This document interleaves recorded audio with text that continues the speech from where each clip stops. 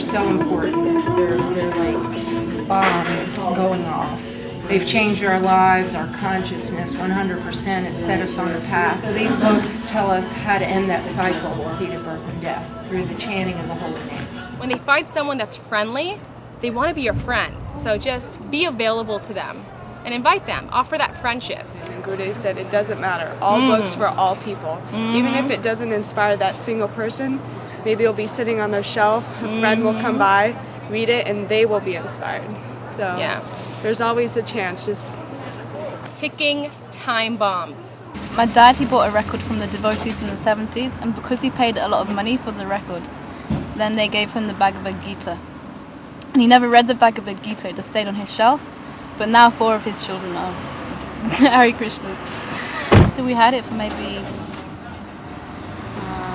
like 20 years on the like this. And then my brother, when he was a teenager, he asked my father if he had anything on Eastern religion. Also the book, my dad thought the book was very special, so he kept it in a special place. Maybe it was Prabhupada's, one of the very old Bhagavad Gitas, like the blue one with the nice pictures. And so he gave it to my brother when he was a teenager. And my brother tried to read it, but also then that took him to another book, Science of Self-Realization. But still, you could just see the potency of having the book in the house was really powerful.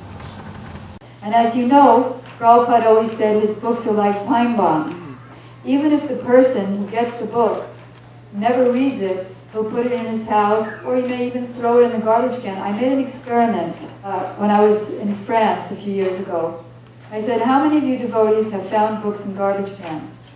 Your first book. And a lot of them raised their hand. I was so surprised. And when I was in Hong Kong, and I said, how did you hear about this Krishna consciousness movement? And how did you happen to come? He said, 20 years I found a book on a table at a McDonald's. So somebody got the book, left it there on the table, and he picked it up and had been associating with devotees ever since. But there's also a thing called follow-up.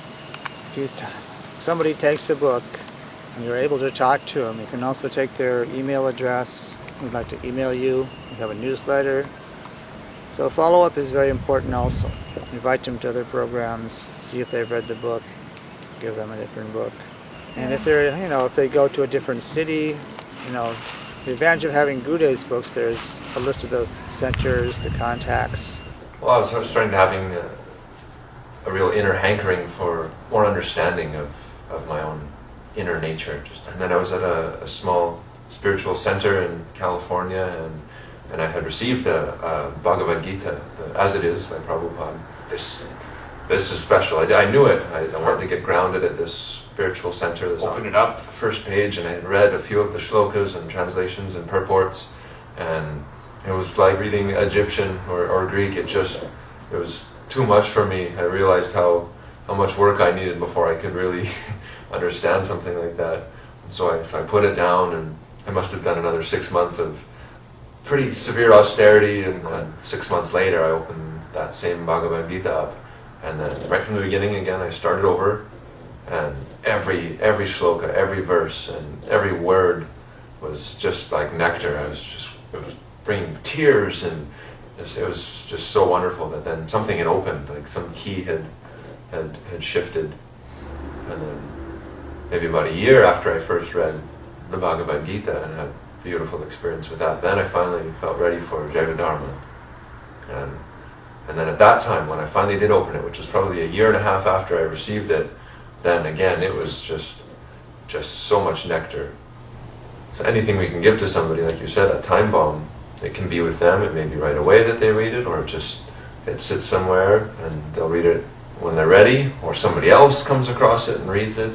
They are just like these nectarian seeds that just, when the right environment is there, and a person waters it with their interest and their curiosity, and they open it, it can do magical things. So just putting it out there in any way we can is a great gift and a great service.